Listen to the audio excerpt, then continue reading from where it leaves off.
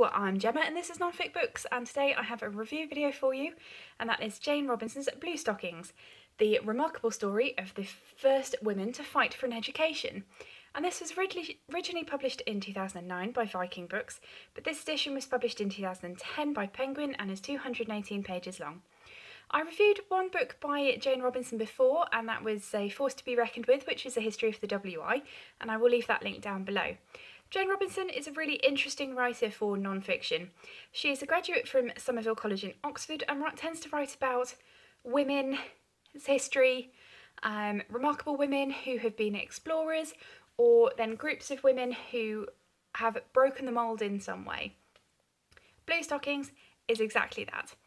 And she manages to hit a really good note between being really accessible but not dumbed down in any way. It's not the most intellectually rigorous book, but it's a really enjoyable, well thought out look at the introduction of women into the higher education, because it really is looking at women taking university places within really England. I don't think she even goes into Scotland, so I think it is just England. It's a really enjoyable book, but oh my goodness, did this book make me angry.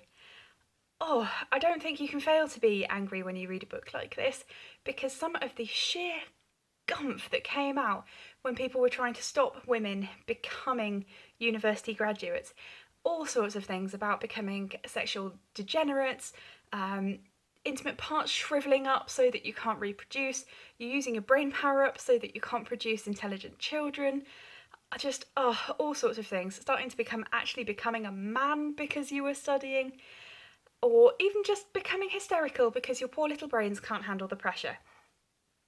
Oh!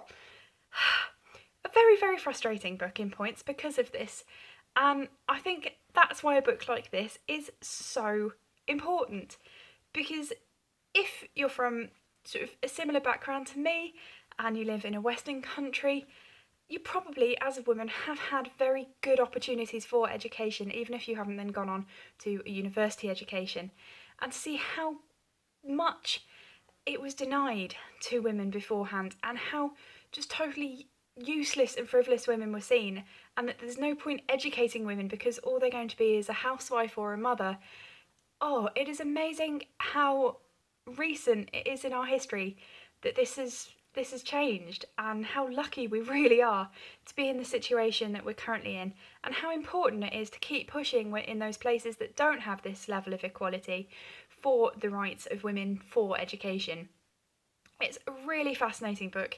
The women that she looks at are across the social spectrum. There are very, very rich women, or women who come from a sort of academic background with fathers who were academics, through to women who got scholarships and got into universities because of particularly good teachers or pushy local authorities and things like that, rather than it being a natural thing for them, and often in the face of quite a lot of financial hardship and a lot of family resentment, because university was expensive and people either sacrificed other children's aspirations to try and get one person through university, or to put them through the whole family into a bit more financial difficulty, so that eventually the graduate would be able to support them more when they finally got a graduate salary.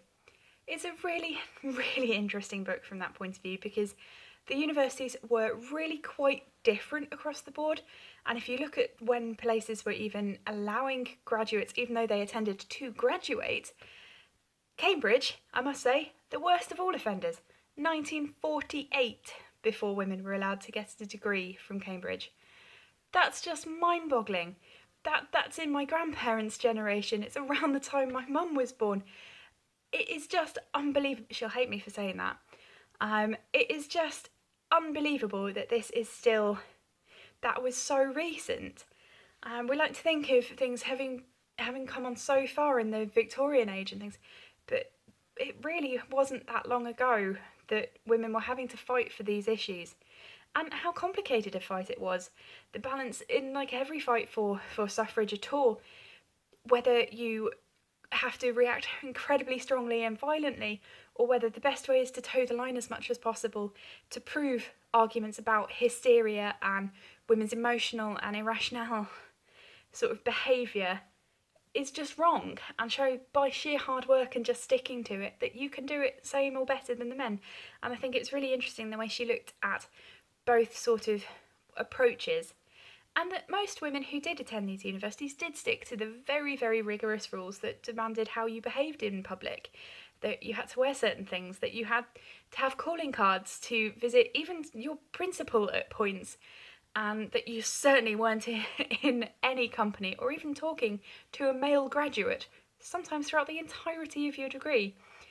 And I think this is a really fascinating history for anyone interested in women's history or the history of education, because you can't really deny that this was happening.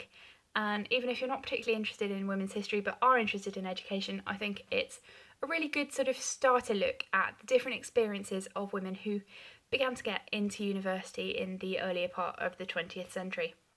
I really enjoyed this book, and I was a bit dubious because A Force to be Reckoned With was okay, but it was a little bit less rigorous and enjoyable as this book, and I think this one has made me determined to pick up more of Jane Robinson's books, so I do really recommend it.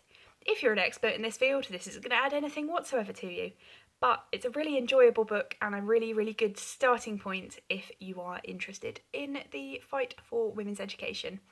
So if you've got any questions or comments, leave them down below, and I'll see you in a video soon. Bye!